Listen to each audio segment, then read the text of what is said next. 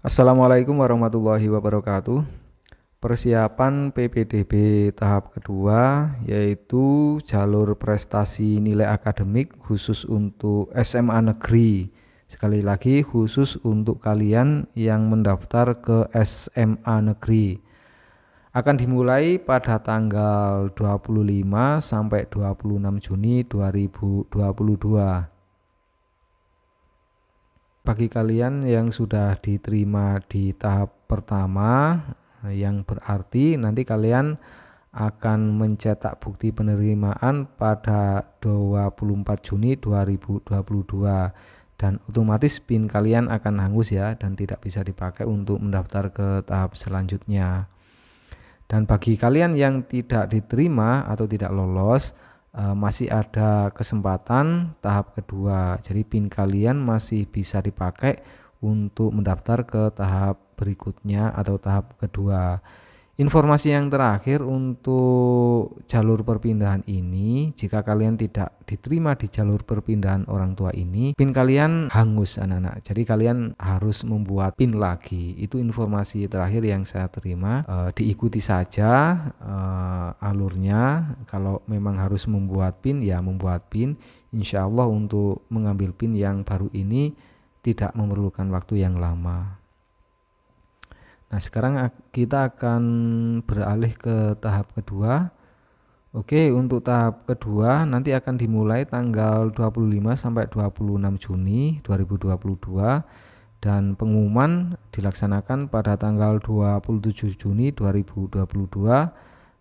Dan ingat kalian nanti yang dinyatakan diterima harus melakukan cetak bukti penerimaan tanggal 27 Juni 2022. Ingat anak-anak, untuk PPDB tahap 2 ini khusus untuk jalur prestasi nilai akademik SMA ya. Jadi khusus kalian yang ingin mendaftar ke SMA negeri. Bagi kalian yang tidak ingin mendaftar ke SMA, jangan coba-coba. Ya, ini bukan latihan pendaftaran lagi. Jadi tahun kemarin itu ya ada yang mencoba sebenarnya ingin mendaftar ke SMK. Namun di jalur prestasi nilai akademik ini tahap 2 ini dia mencoba-coba. Ternyata diterima. Akhirnya tidak bisa mendaftar ke SMK, ya harus sekolah di SMA. Ya. Akhirnya ya harus sekolah di SMA. Saya ingatkan lagi nanti untuk pilihan sekolah kalian bisa memilih 3 sekolah dalam satu zona. Dalam satu zona itu maksudnya dalam satu kota atau kabupaten tempat kalian berdomisili ya. Dan 3 sekolah itu berbeda ya. Tidak bisa sama ya. Kalau memang hanya memilih satu ya hanya pada pilihan pertama saja. Kemudian kalian juga bisa memilih satu sekolah di luar zona atau di luar kota atau kabupaten tempat kalian tinggal. Kalian juga bisa memilih 2 sekolah di dalam zona ya, kemudian 1 sekolah lagi di luar zona. Oke. Jika kalian hanya memilih 1 sekolah dalam zona, caranya pilih 1 sekolah tujuan pada pilihan pertama. Ingat ya, sebenarnya pilihan pertama itu adalah pilihan wajib ya.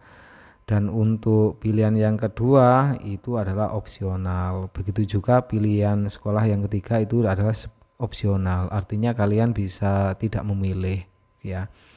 Nah, jika hanya memilih 1 sekolah saja, maka pilih 1 sekolah tujuan pada pilihan pertama dan pada pilihan sekolah yang kedua pilih tidak memilih sekolah. Itu saja, caranya cukup mudah. Kalian kemarin sudah melakukan latihan pendaftaran, insya Allah sudah bisa ya anak-anak ya. Kemudian untuk statistik sekolah ya. Statistik sekolah ini untuk mengingatkan kalian bahwa kalian harus tetap realistis pada pilihan sekolah kalian anak-anak ya. Jadi tidak perlu memaksa mendaftar ke sekolah yang grade-nya terlalu tinggi dengan nilai kalian. Karena kalau kalian memaksa ke sekolah yang grade-nya jauh dari nilai kalian, percuma nanti ya. Jadi daftarnya itu sia-sia, yang itu berarti membuang kesempatan.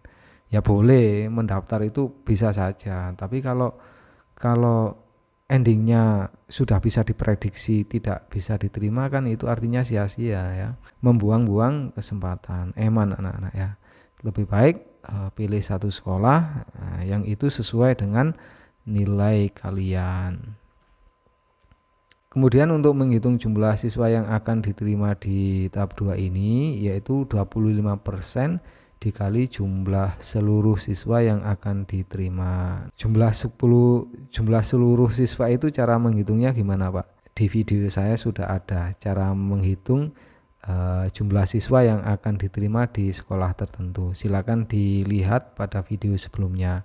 Jika ada 10 kelas di sekolah tujuan kalian, maka jumlah siswa yang akan diterima berarti 36 kali 10 sama dengan 360. Ini contoh anak-anak ya. Jadi jumlah siswa yang diterima di tahap kedua ini berarti 360 dikali 25% sama dengan 90 siswa yang akan diterima di tahap 2 ini. Ini jika kelasnya 10 anak-anak ya. Jadi saya ingatkan lagi untuk jumlah kelasnya, berapa jumlah kelasnya di sekolah tujuan kalian bisa melihat di video saya sebelumnya. Nah, ini adalah contoh pemeringkatan untuk tahun kemarin ya. Jadi di sini ada contoh SMA Negeri 1. Ada total data yang sudah masuk 140 siswa yang mendaftar di SMA Negeri 1. Nah, sedangkan jumlah siswa yang diterima di tahap 2 ini adalah 90 siswa.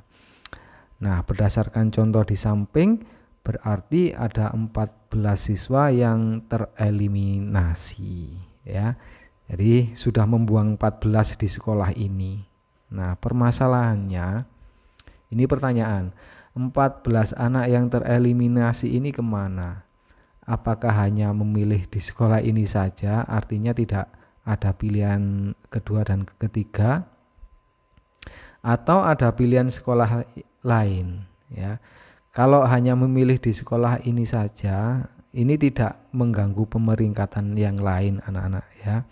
Tapi kalau ternyata 14 anak ini ada pilihan kedua dan ketiga, itu bisa mengganggu pemeringkatan lain ya, bisa saja berubah masuk di akhir itu tiba-tiba masuk ke sekolah tujuan kalian, itu bisa ya, itu bisa menggeser pemeringkatan ya.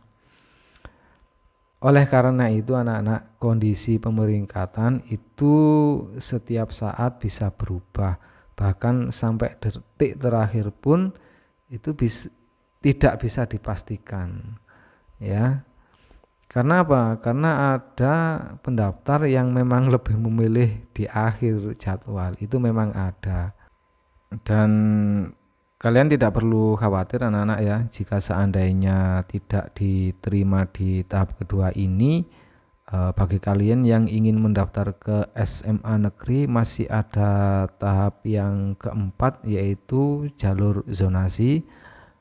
Nah, bagi kalian yang sudah mendaftar, jangan lupa untuk melakukan cetak bukti pendaftaran dan semoga saja bisa sampai cetak bukti penerimaan, yang itu berarti kalian diterima.